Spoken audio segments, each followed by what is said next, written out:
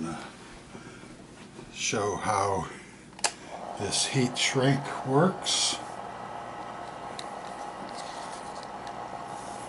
And we'll put this right about the center of the joint, a little past the center, and we'll heat up just the larger end first.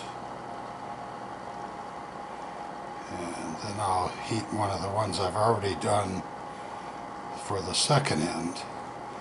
So here we will start shrinking it down. If you shrink down the whole thing at once, it tends to migrate to the small end of the tube, and it's hard to anchor in place. So I've decided to do it in two steps.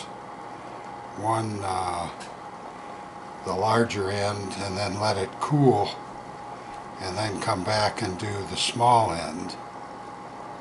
So I'll get my hand out of the way. You can see that it's starting to take shape, and the blue stripes turn green as there's enough heat,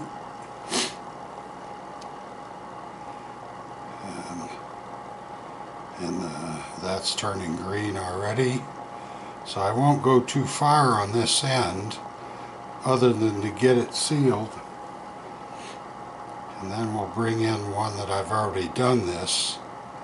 Otherwise it's a little bit of a long movie to watch heat tubing shrink. You know, I can't imagine that being an exciting event, but sort of like with submarine races. And I'm seeing the glue ooze out the other side. You'll be able to see that when I do the next one. And the lines are turning green, and I'm going to call this okay for the time being. That looks good. So now we've shrunk the back half. So now I'm going to bring back one that I was working on. I already did the back half, and hopefully that's in the field of view. And now I'll do the front half, but I'll do it with the angled gun toward the front so that it doesn't loosen up the back of the tube, because I want that to hold as an anchor for position and everything else. So now we're shrinking what has left to be done. And I normally, it causes a little bit of a ridge when you do it this way.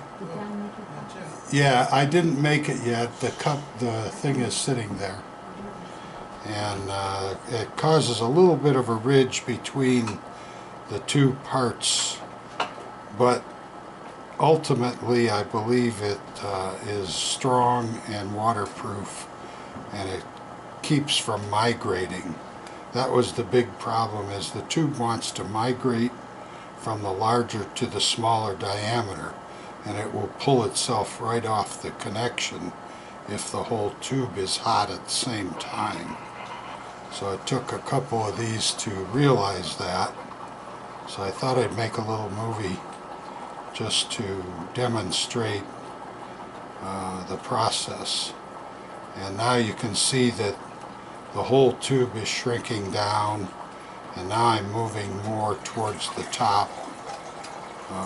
Probably could have had this one a little further up, but it will be a good waterproof seal, and it'll be solid. It evidently migrated to the larger size when I shrunk it originally. But now you'll probably see the glue starting to come out as I turn this. There it's starting to show up on the front of the seal. This is pretty neat shrink tubing. I think I'm going to get some for use with coax connectors. It apparently is made for the cable TV industry to seal all of their equipment and connections, and I like it. It's good stuff. So this new SteppIR has definitely using current technology to its best advantage. I think they're doing an excellent job. You can see the sealant forming around the top end now. And the lines are Green. pretty much green at this point. I will let this one finish. There's a little blue on that guy. The light makes it change color too a little bit, but I think that's about done.